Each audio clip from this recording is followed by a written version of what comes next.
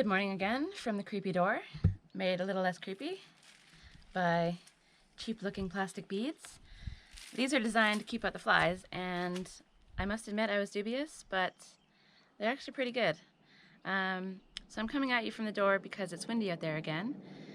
I really must get a proper microphone. One day, baby steps. It's not going to be creepy for much longer. My mom's going to give it a paint job. That's awkward. All right. Okay, so I think, am I stuck in them? What's happening here? Yeah, so my mom's on the case. She's gonna give the door a paint job in the next day or two, which is exciting. You can see which color we picked. I'm sort of looking forward to seeing the change it makes. As you can see, perhaps, I have another issue with my face.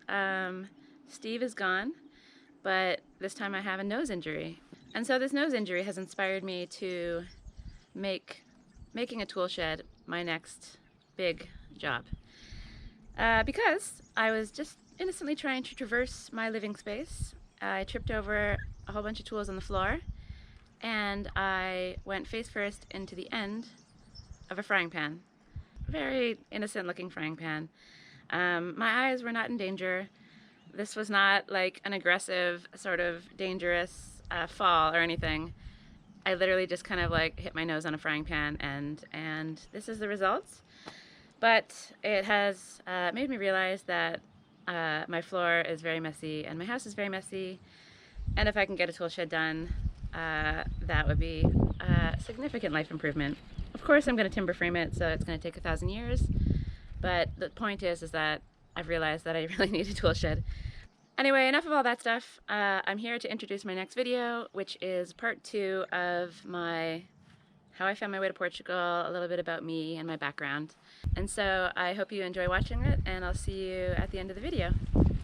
So, back to my travels on the way to Portugal.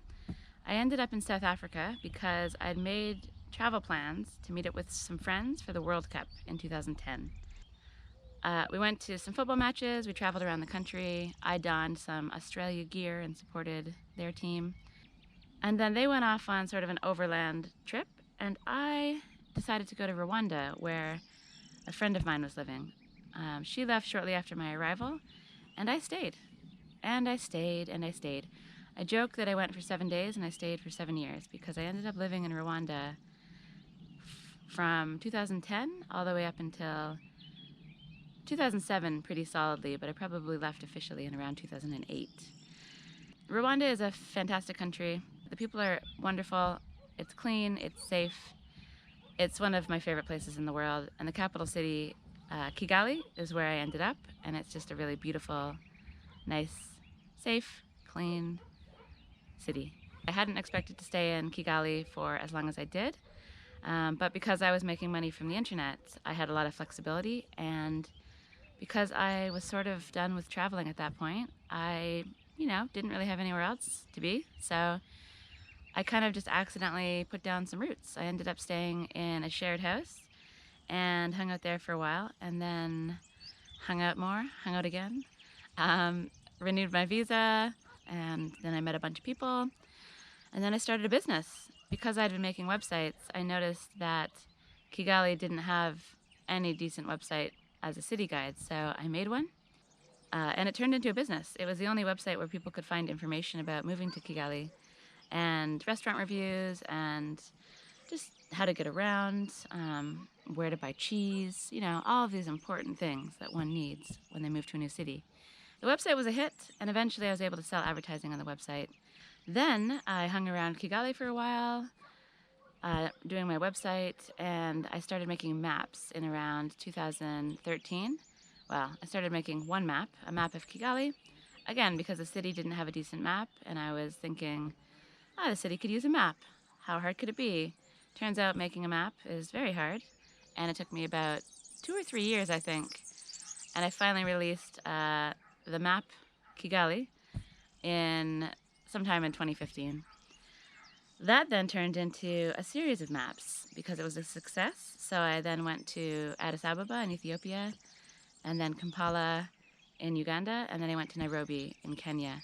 And this is all over the course of the next 4 years, I think. And I kind of churned out these maps. And when I say churned, I mean very slowly churned, because each one took about 2 years as well. I still have maps in all of these cities for sale. And my intention was to go back in the winters for 4 months and work on reprints. So the first maps take a long time, but the reprints don't take quite as long. So my idea was, 8 months in Portugal working on my land, and 4 months back in East Africa. That didn't happen due to COVID, but in a way that was a blessing in disguise, because though I am completely broke most of the time, I like the idea of just being in one place and not hopping between sort of two lives. I think if I was only going to East Africa for 4 months out of the year, it would have felt very transient and I would have felt very unsettled. So who knows what will happen? I might end up having to go back to make more maps just because of finances. I'm hoping I can figure out something in Portugal.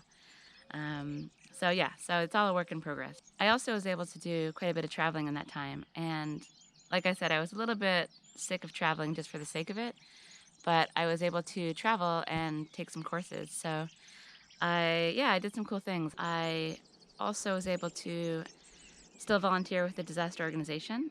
So I was just continually gaining more building experience. So I ended up doing a cob building course. I think that was my first experience with natural building. It was building with cob and also a shorter course after that in natural plasters.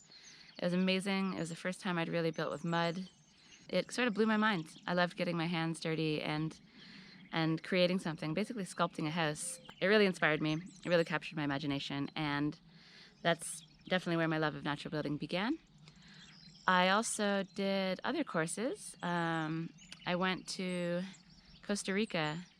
That's actually more recently, but I went and did a timber framing course there at Rancho Mastatal, which is a wonderful place in Costa Rica. The timber framing course was incredible, and it made me love timber framing. It's probably my favorite type of building, and I've got a whole bunch of projects in my mind that will be built out of beautiful timber frames. I hope beautiful.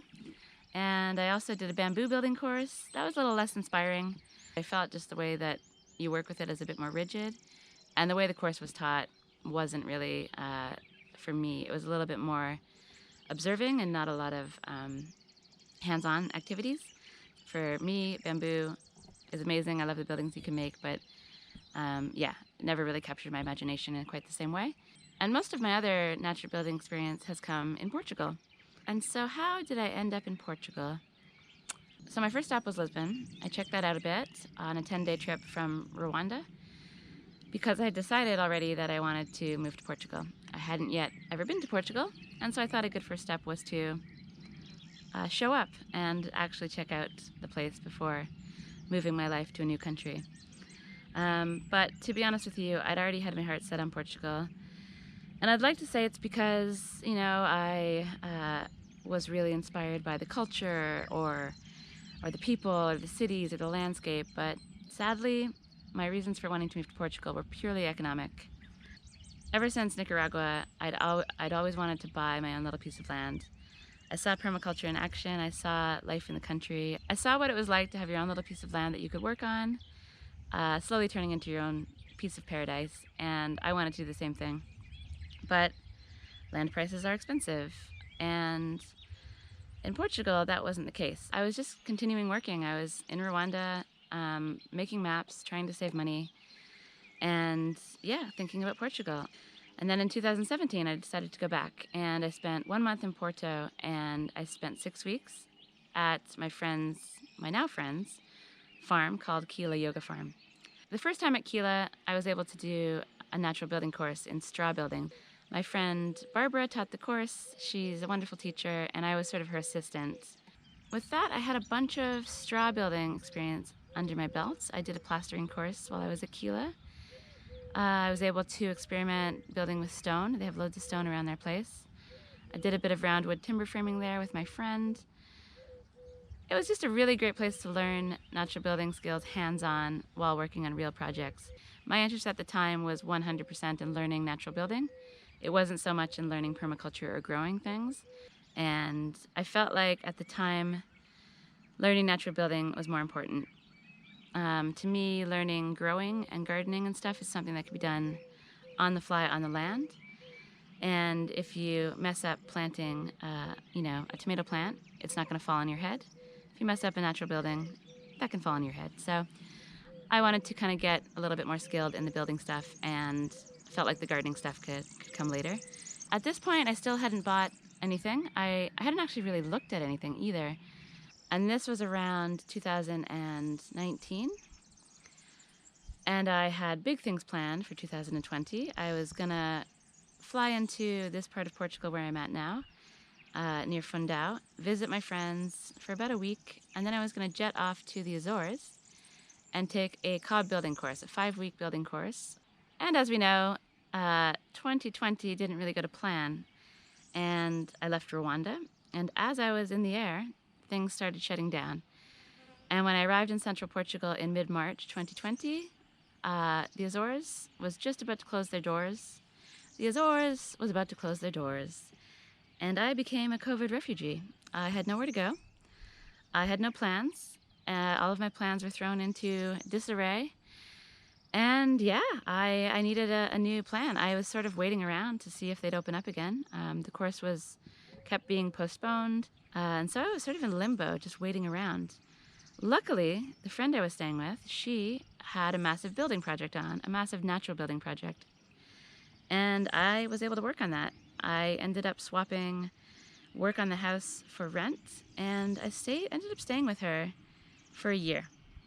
It was sort of clear that COVID wasn't going anywhere and that my business might be in trouble. And so I was just sort of slowly eating through my savings, not at a quick pace because I was paying my rent by working mostly, but I felt like I was spinning my wheels. I felt like I needed a plan B. I had buying property on my mind. The idea of spending all my savings on a piece of land was terrifying, especially since the maps business wasn't going so well at the time, and still isn't. But I felt like I was spinning my wheels at my friend's place. I loved being there. It was an amazing opportunity to do some really cool work, to learn lots of skills. I loved living with her. It was really great for her to take me in like that and adopt me, but I wanted my own place. I wanted to be working on my own buildings and my own projects. And so I sort of started loosely looking at land, but then I gave up. And then after giving up, on a whim, I just went back on Pure Portugal to have a little look around. And I found this little place, but I wasn't crazy on the location. Everything else ticked all the boxes. I contacted the owners and thought I'd take a look anyway, even though the location wasn't ideal for me. And then it turns out that the location on the map was wrong. And the location turned out to be my perfect location, sort of halfway between my main friends in this area and just in a really beautiful spot just down the hill from a village. So suddenly most of the boxes were ticked and I was very interested. I thought about it for about a week, and then in August, I think, 2020, I just decided to go for it. I contacted the owners, I put down some money, and yeah, I committed to buying this place. It was a great choice. It's a perfect piece of land for me, and I was really happy. I ended up, though, staying at my friend's place for another 6 months after buying it, and I didn't move in until May 2021. So I think around right now is actually my 1-year anniversary living on the land. Okay, so that's a little summary on me, how I made my way to Portugal, a little bit of my life, some of my travels, how I got some of my interests and skills along the way, and yeah, just a lot of talking about myself. And so I also wanted to mention at this point what I paid for the land. It was just under 1,400 euros. The land is 0.18 of a hectare, which is around a half an acre. It came with this creepy stone barn, which had a concrete floor and a solid waterproof roof with nice, beautiful tiles on it. 4 great walls, very solid structure, and 30 olive trees on the land, beautiful lemon tree, a plum tree. The property has a well on the bottom terrace. It has sort of a water tank cistern thing with a spring flowing through it. It has another damaged water tank at the bottom, which I suspect has another spring. What else does this place have? I think it had an apricot tree, which sadly is deceased now. Oh, and there's also a beautiful fig tree right next to the house. And yeah, I think that's about it for all the stuff that the land comes with. It's quite windy out there, so I'm going to retreat to the beads. I think the land was a total bargain. I love it. I love living here. And I'm really excited to share the journey with you of just basically living off grid, doing loads of natural building, and yeah, just kind of building a little life here. I hope you're enjoying the videos. I'm enjoying making them. And if you like them, please like the video and subscribe. And I'll see you in the next video. Thanks for watching. Bye.